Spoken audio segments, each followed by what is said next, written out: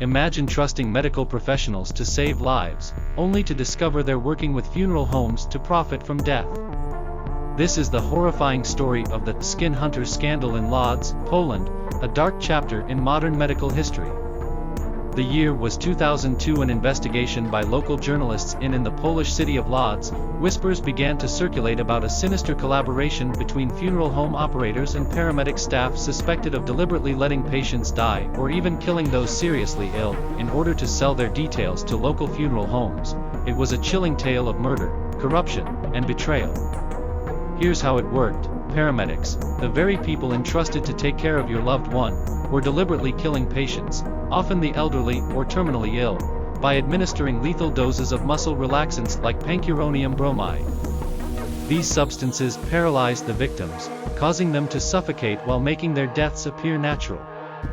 The investigation carried out by local journalists began when they started an inquiry into trading in bodies between the emergency services and funeral homes, where they got to know of the possibility of a much more serious matter, of patients being murdered or left to die. There were three ways of doing it. Ambulance crews would travel slowly on purpose in the hope that the patient would be dead by the time they got there.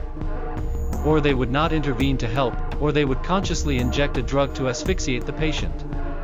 There are very strong chances that the same procedures could take place in different emergency services throughout the country. Once the patient was dead, these paramedics would sell information about the deceased, nicknamed as skin, to specific funeral homes for approximately $300 per case. The funeral homes would then contact grieving families, securing contracts for funeral arrangements before anyone else could. The scandal came to light thanks to investigative journalists from the newspaper Gazeta Wyborcza.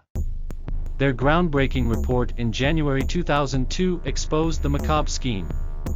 This led to a police investigation that included undercover operations and phone tapping.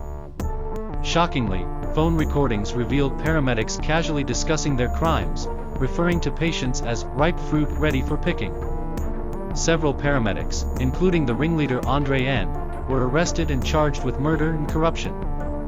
In 2007, Andrei was sentenced to life imprisonment, while others received sentences ranging from 5 to 25 years.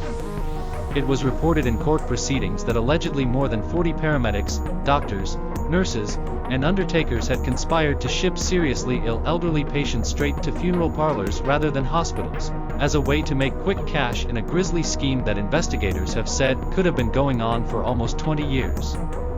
At the trial, the court heard how ambulance drivers, with the full knowledge and cooperation of some doctors, would inject ill patients with large doses of the muscle relaxant pancuronium to kill them, and would wander around outside the emergency department smoking or stop off to buy hamburgers as patients lay dying inside ambulances.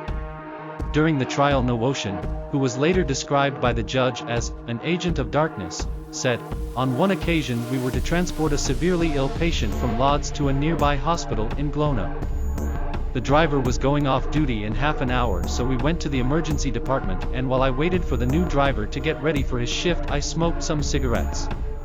All this time the woman was lying for half an hour in a locked ambulance. When we finally set off, we figured there was little sense in traveling all the way to Glono because the patient was about to die any minute anyway. So we headed straight for the undertakers instead, knowing the problem would solve itself on the way. We passed on the woman's corpse direct to the funeral home. This wasn't just about a few rogue individuals. Investigators revealed a widespread culture of corruption, implicating multiple funeral homes and even some doctors. Polish Justice Minister Barbara Pimnik says similar cash for corpses scams have been operating in 3 other cities: Olsztyn, Rzeszów, and Bielsko-Podlask. The story also has attracted a lot of attention abroad. 2 Czech newspapers, for example, conducted their own investigations and found similar trading practices going on between emergency staff and funeral homes in the Czech Republic. The skin hunter scandal shook Polish society to its core. It led to sweeping reforms in healthcare and funeral industries, including stricter oversight of ambulance services and tighter regulations on funeral home operations. Yet, the scars of this scandal remain. It's a grim reminder of what can happen when greed overtakes morality in life and death professions. The skin hunter scandal isn't just a story about corruption. It's a wake-up call for us all to demand accountability and transparency in the systems we rely on. What do you think should be done to prevent tragedies like this in the future? Share your thoughts in the comments below. If you found this story insightful, don't forget to like, share, and subscribe for more true crime stories from around the world. Until next time, stay vigilant and stay informed.